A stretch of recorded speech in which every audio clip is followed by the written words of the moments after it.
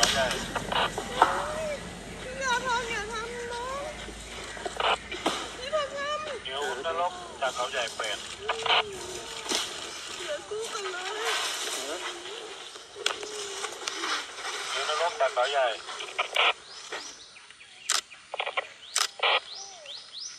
พอถอยไปกันเลยวิ่งมาตรงไหนไป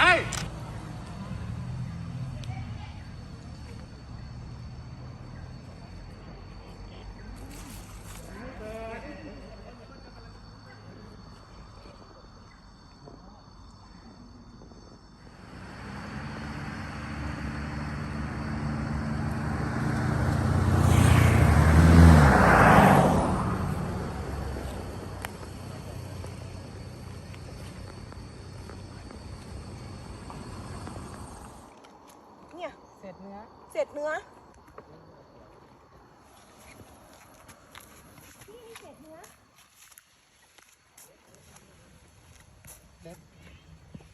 มีลิฟต์ด้วยเหรอ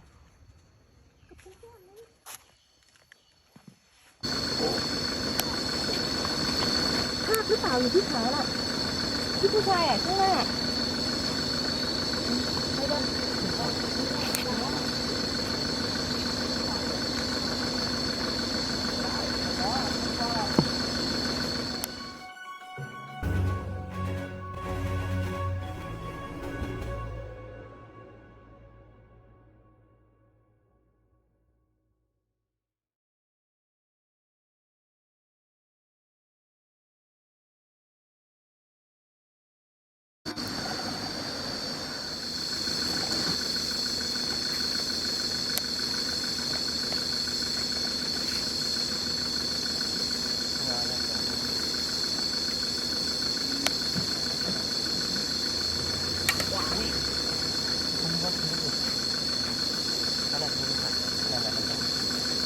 เนี่ยตรงเนี้ยสังเวียนเวิร์กเลยก็เป็นไปได้แล้วไปดีครับ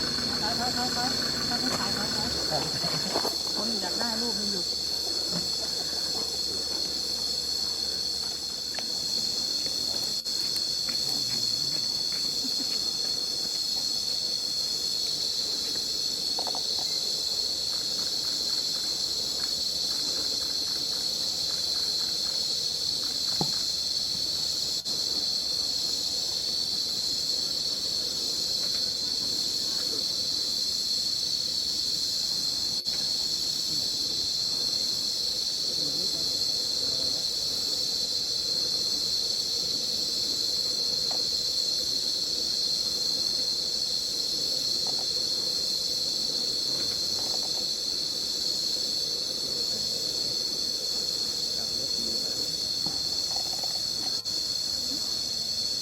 บล็อกรถอ่ะไม่มีฮะเดี๋ยวบล็อกให้ฮะไม่เป็นไรนี่ทางนี้ไปก่อนโอเคให้มาได้เลยครับอุตส่าห์มาแล้วนะรถ